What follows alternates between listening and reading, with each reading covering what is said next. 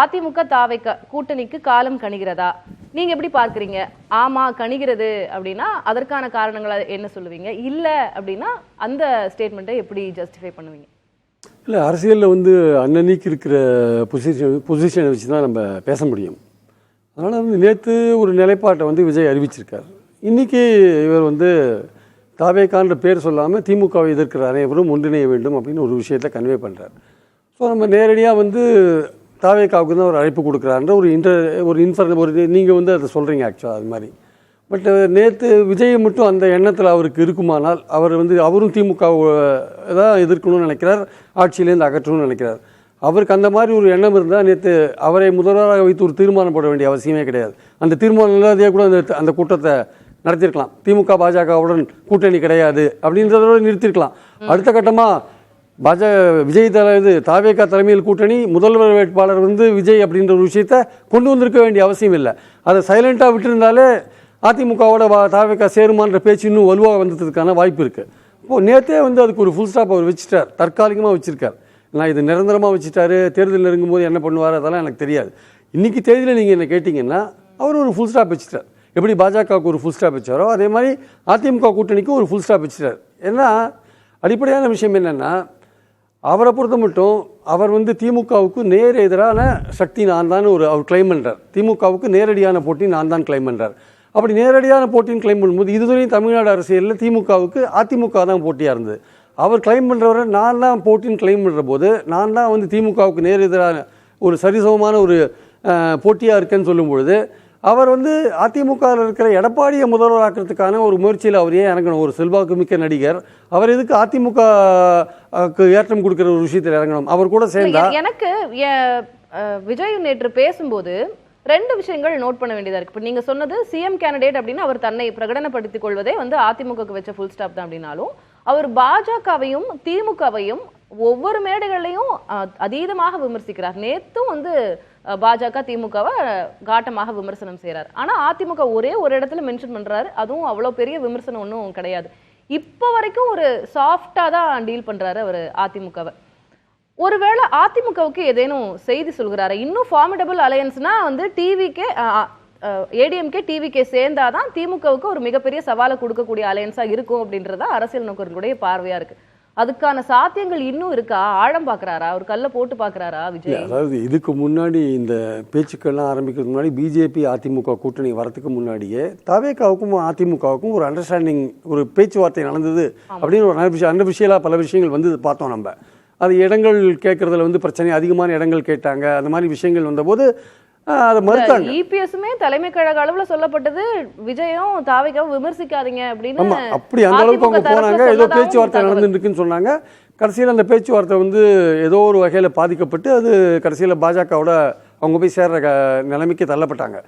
அப்போது ஏற்கனவே ஆரம்பிக்கப்பட்ட ஒரு பேச்சுவார்த்தை நின்று அதிகாரத்தில் பங்களிப்புன்ற விஷயத்தில் அதிமுகவுக்கு உடன்பாடு இதுவரையும் கிடையாது. கொள்கை ரீதியாக அவங்க அந்த முடிவை அவங்க எடுக்காதனால தாவேகாவுடைய அந்த கோரிக்கைக்கு இவங்களால் வந்து ஏற்றுக்க முடியல. ஸோ இந்த சூழலில் வந்து அதிமுகலேயே வந்து பாஜகவோட சேரணுன்ற ஒரு குரல் அதிகமாக இருந்ததுனால அங்கே போய் சேர வேண்டிய கட்டாயத்துக்கு அதிமுக தள்ளப்பட்டது, இல்லை எடப்பாடி தள்ளப்பட்டார். ஸோ அப்படி இருக்கும்பொழுது இப்போ வந்து மறுபடியும் வந்து இந்த மாதிரியான ஒரு தீர்மானத்தை இவங்க போட்டதுக்கான காரணம் என்ன? பாஜகவையும் திமுகவையும் எதிர்க்கிறத நம்மளால் புரிஞ்சிக்க முடியுது. ஆனால் அதிமுகவை பற்றி வந்து நாங்கள் தான் முதல்வர் கேண்டிடேட்டு அப்படின்னு ஒரு அந்த தீர்மானத்தை நீங்கள் அவாய்ட் பண்ணிட்டே போயிருக்கலாமே, யாருமே கேட்க போகிறது இல்லையே. ஏன்னா தாவேகா வெற்றி பெற்றால் அது வந்து விஜய் தான் முதல்வர்னு எல்லாருக்கும் தெரிஞ்ச விஷயம்தான். அதிமுக வெற்றி பெற்றால் எடப்பாடி தான் முதல்வர்னு எல்லாருக்கும் தெரிஞ்ச விஷயம்தான். அப்புறம் எதுக்கு தீர்மானம் வேற போடணும்? அதில் ஆக்சுவலாக போட வேண்டிய அவசியம் இல்லையே. தாவேகா தலைமையில் கூட்டணி, முதல்வர் வேட்பாளர் விஜய்னு போட வேண்டிய அவசியமே இல்லையே. அதை சைலண்டாக விட்டுட்டு போயிருக்கலாமே. அப்போ போட்டாங்கன்னா அவங்க என்னன்னா அதிமுகவுக்கு தான் செய்தியை சொல்கிறாங்க. அது அதிமுக அப்படி அதிமுகவுக்கு அந்த செய்தியை விஜய் சொல்றாரு அப்படின்னு நம்ம எடுத்துக்கிட்டாலும் அது நமக்கு இப்போ நீங்களும் நானும் அதை பத்தி டிஸ்கஸ் பண்றோம், அரசியல் நோக்கர்கள் எல்லாம் டிஸ்கஸ் பண்றாங்க. அதை தாண்டி அது எடப்பாடி பழனிசாமி அவர்களுக்கு அந்த மெசேஜ் புரிஞ்சிருக்காதா? இன்னைக்கு அவர்கிட்ட கேட்கும்போது எடப்பாடி பழனிசாமி எந்த இடத்துலயுமே கமிட் பண்ணிக்கல. அட் த சேம் டைம் இல்லங்க விஜய் அவர் வேற, அவர் இல்லைன்னு சொல்லிட்டாரு அப்படின்ற மாதிரி எதுவும் சொல்லல. இப்ப வரைக்கும் அவர் அந்த அந்த கதவை ஓப்பனா வச்சிருக்கிற மாதிரி தான் இன்னைக்கு அவருடைய பிரஸ் மீட்ல இருந்து நம்மளால புரிஞ்சுக்க முடியுது. ஒத்த கருத்துடைய கட்சிகள் வரலாம், இணையறதுல மகிழ்ச்சி, அவர்கள் அதற்கு ஒத்துழைக்கணும். இப்ப இந்த ஒவ்வொரு வார்த்தையுமே எல்லாமே ரொம்ப இன்வைட்டிங்கா இருக்கு, ரொம்ப வரவேற்கிற மாதிரி இருக்கு. அதை எப்படி டீகோட் பண்ணுவீங்க? இந்த ஒன்றிணைய வேண்டும், திமுகவை அகற்ற அனைவரும் ஒன்றிணைய வேண்டும் என்ற விஷயம் வந்து இன்னைக்கு புதுசாக எடப்பாடி சொல்லலைங்க. அதிமுக பாஜக கூட்டணி அமைஞ்சதுலேருந்து பாஜகவும் சொல்கிறாங்க, அதிமுகவும் சொல்கிறாங்க. ஆனால் கடை விரித்தேன் கொள்வார் இல்லைன்ற மாதிரி யாரும் வரதான் மாட்டேன்றாங்க. யாராவது வந்தாங்களா சொல்லுங்க. தாவேக்கா பத்தின கேள்வி, அந்த கேள்விக்கு அவர் அப்படி பதில் அளிக்கிறாரு.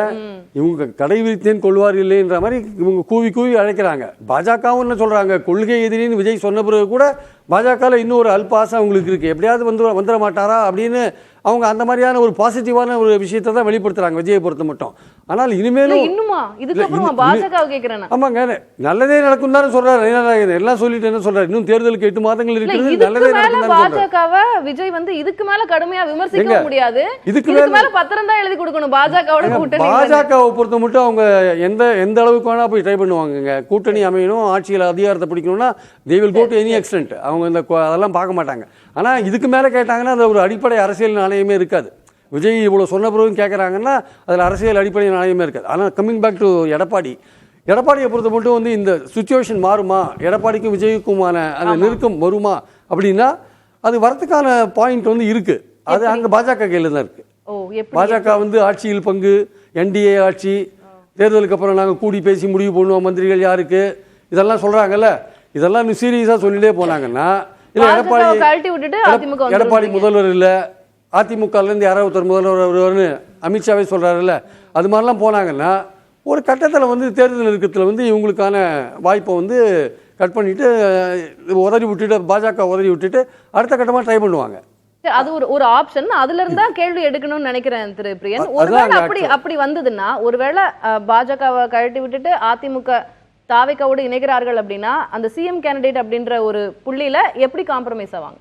கண்டிப்பாக. அதாவது தேர்தல் நெருக்கத்தில் வந்து சில போது இந்த அரசியல் நெருக்கடிகள் வந்து சில புதிய சூழலை உருவாக்கும். ஆக்சுவலாக அதில் வந்து உங்களுடைய அன்டெஸ்டடாக இருக்கிற உங்கள் பாப்புலாரிட்டி, விஜயோடைய பாப்புலாரிட்டி அன்டெஸ்டடாக இருக்குது. அவரோட ஓட் பேங்க் எவ்வளோன்னு தெரியாது. அட்லீஸ்ட் வந்து அதிமுகவோட ஓட் பேங்க் 20% நமக்கு தெரியும் ஆக்சுவலாக. சரி, அது 1-2 குறைஞ்சா கூட 18% வச்சுக்கோங்க. ஆனால் விஜயோட ஓட் பேங்க் நமக்கு தெரியாது. ஆனால் விஜய் தனியாக போகிறதுனால அதிமுக பாஜக அணியை கடுமையாக ஸ்பாயில் பண்ணுவார், இல்லை வேற ஒரு அணியை சீமான் அணியை கூட ஸ்பாயில் பண்ணுவார் வச்சுக்கோங்க. அப்போ அவர் அப்படி ஸ்பாயில் பண்ணுறதுக்கு பதிலாக நம்மளும் வின் பண்ண முடியாது, நம்ம மற்றவங்களையும் ஸ்பாயில் பண்ணுவோம். திமுக மீண்டும் 4 முனை போட்டியில் திமுக மீண்டும் ஆட்சிக்கு வரதுக்கான ஒரு வாய்ப்பு இருக்குது. ஸோ கடைசியாக வந்து திமுக அகற்றணும் தான் நம்ம நோக்கமாக இருக்குது. ஸோ இந்த இடத்துல ஏதாவது ஒரு சமாதான பேச்சுவார்த்தை சமரசம் வரலாம் அப்படின்னா அரசியலில் வராதுன்னு எதுவுமே சொல்ல முடியாது. அது வரத்துக்கான வாய்ப்பு இருக்கு. அப்போ விஜய் என்ன பண்ணுவாரு, விஜய் அதுல என்ன பெஸ்டா இருக்கோ அதை எடுப்பார் ஆக்சுவலா வந்து.